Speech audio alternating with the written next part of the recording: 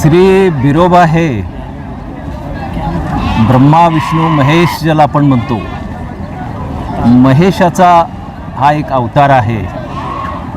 गंगा सुरावंतीचा हा अंश आहे, भगवान शंकराचा अंश आहे. आणि बिरोबा देवाची सेवा ज्या ज्या भक्तांनी केली त्यामध्ये सूर्याबा सिद्ध नावाचा एक धनगर भक्त होता. आणि यामुळं साहजिकच पशुपालक समाज आणि बिरोबा देव याचं पूर्वापार अतूट नातं आहे, हे आपल्याला नाकारता येणार नाही. मग प्रश्न असा पडतो की बिरोबा हा काय नाही लिंगायत दैवत आहे आणि इथे तरी काय नाही. चौथ्या दिवसापासून जी यात्रा सुरू होते, चौथा येळावीकऱ्याचा, 5वा सार्वजनिक नैवेद्य आणि 7वा बकऱ्यांचा नैवेद्य, खारा नैवेद्य. मग हा खारा नैवेद्य कसा? तर हा पशुपालक समाज आहे, यांच्याजवळ हे पशुधन आहे, शेळ्या मेंढ्या हे पशुधन आहे. यात्रेच्या निमित्तानं हे सर्व बांधव एकत्र येतात, हितगुज करतात, एकमेकांची भेटीगाठी होतात. आणि पूर्वी या भेटीगाठीमधून सुद्धा रोटीबेटीचे व्यवहारसुद्धा ठरले जात होते. आता मीडिया बदललेला आहे, परिस्थिती बदललेली आहे, लोक येत आहेत, वाहतुकीची साधनं बदललेली आहेत. बैलगाड्या घेऊन 3-3 दिवस इथं मुक्कामला येणारे लोक होते. ती परिस्थिती आता वेगळी आहे. आत्ताची परिस्थिती आहे, सकाळी यात्रा केली परत गेला, अशा प्रकारची ही स्थिती झालेली आहे. तर आपण मला प्रश्न अमोलजी असा केला की पशुपालक समाज किंवा बिरोबा देव याचं नातं कसं आहे. तर हे माझ्या कल्पनेप्रमाणे मी जे ऐकलेलं आहे, सुदैवानं म्हणा किंवा दुर्दैवानं म्हणा, आपलं जे लिटरेचर आहे, बिरोबाचं लिटरेचर असेल किंवा धनगर समाजाचं लिटरेचर जे आहे, हे मौखिक स्वरूपामध्ये आहे, हे लोकगीतामध्ये आहे, हे आपल्या ओवीमध्ये आहे आणि तेच एका पिढीतून दुसऱ्या पिढीत संक्रमित होत आहे. मुद्रित साहित्य ज्याला आपण म्हणतो, हे मुद्रित साहित्य फारच कमी आहे. आणि यामुळे मी विषयांतर करून थोडंसं बोलेन आता इथे की आपल्या बिरोबा देवाचे महती, महात्म्य, आपली कला, संस्कृती, संस्कार, आपली जीवनप्रणाली हे जगाला माहिती व्हावी म्हणून श्री बिरोबा देवस्थान विश्वस्त व्यवस्था यांच्यामार्फत आम्ही श्री बिरोबा देवाची एक वेबसाईट तयार करण्याचं ठरवलं. आणि यासाठी एक कमिटी गठीत केली. दाजी कोळेकर आपणास माहिती आहेत, ते त्याचे प्रमुख होते. सर्व विश्वस्त मंडळी होती, तात्या होती, जगन्नाथ आबा होते, प्रकाश माझ्यासमोर आहे, आम्ही सगळे होतो. आणि मार्च 2022-23ला बहुतेक याचं उद्घाटनसुद्धा झालं. ही वेबसाईट जी आहे, यामध्ये मला सांगायला आनंद वाटतोय की यामध्ये एकूण 25 आर्टिकल आहेत, 25 लेख आहेत. आणि ही आर्टिकल याला अनुषंगानं ऑडिओ दृकसाधनांचाही वापर झालेला आहे, मुद्रित साहित्याचा वापर झालेला आहे आणि व्हिडिओ जे आहेत त्यांचाही झालेला आहे. आणि या पद्धतीनं देवाची ही वेबसाईट संपूर्ण आज जगामध्ये फिरते आहे.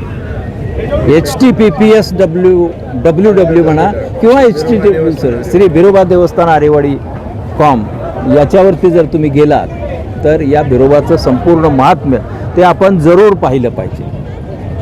स्पॉन्टेनियसली समोर आलो आणि लगेच काही सगळा इतिहास कुणापुढं व्यक्त करणं असंही होऊ शकत नाही.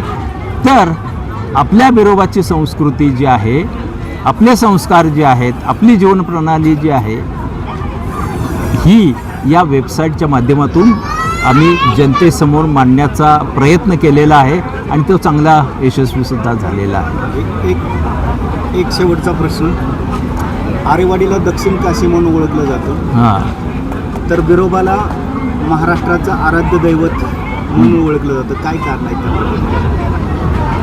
बिरोबाला महाराष्ट्राचं आराध्य दैवत म्हणण्याचं कारण असं की हा देव केवळ एका जाती जमातीपुरता मर्यादित नाही.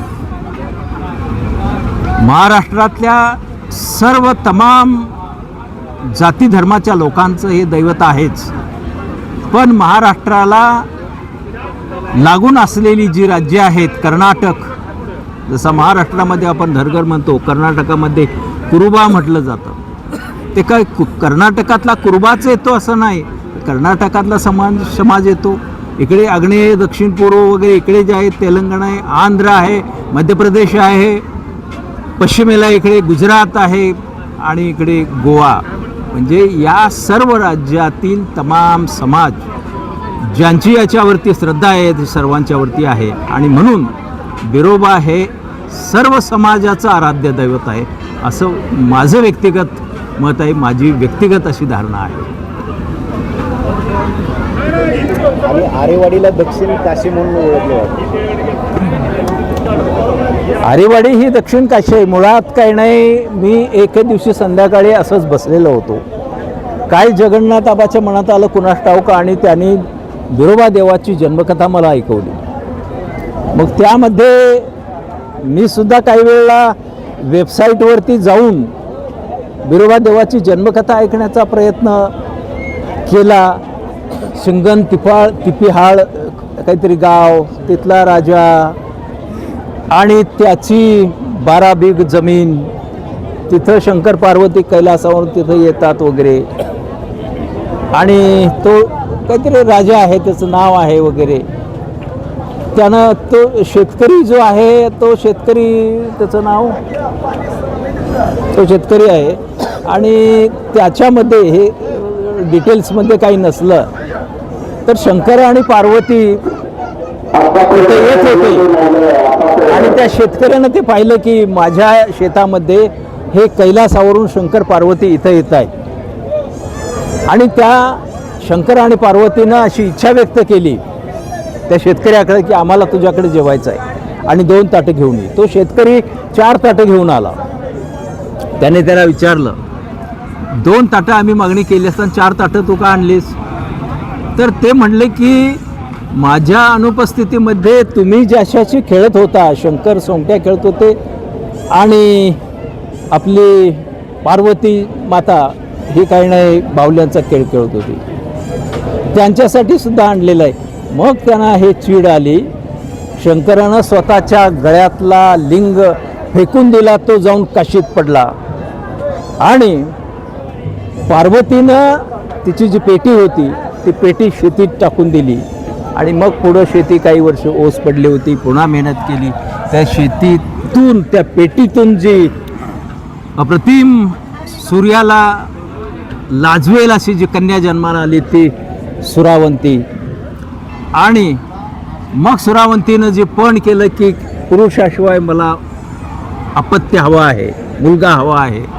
आणि मग शंकराचं त्यानं तपश्चर्या केली. आणि त्यावेळेला जो लिंग काशीत त्याने टाकलेला होता, तो लिंग पुन्हा तो इकडे आला. आणि कुठल्याही पुरुषाशिवाय जे बाळ जन्माला आलं तो म्हणजे बिरदेव आहे.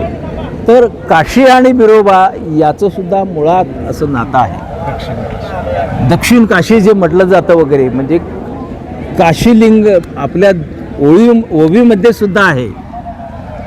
काशी माझ्या लिंगाचं, सुरावंतीच्या बाळाचं वगैरे, सुंबरानं मांडलं गा काशी माझ्या लिंगाचं, म्हणजे शंकरानं काशीमध्ये टाकलेला तो लिंग, लक्षात आलं का? आणि तो इकडे अशा पद्धतीची ती ही आहे. आणि सुरावंतीच्या बाळाचा, म्हणजे सुरावंती म्हणजे सुद्धा जी बाहुली गंगा पार्वती मातेने टाकलेली होती आणि त्या शिंगण पहाडच्या शेतामध्ये शेतकऱ्याच्या त्या आळाला आली आणि मग त्या राजाकडे नेऊन दिलेली असते ती. अशा पद्धतीचे थोडंसं आहे.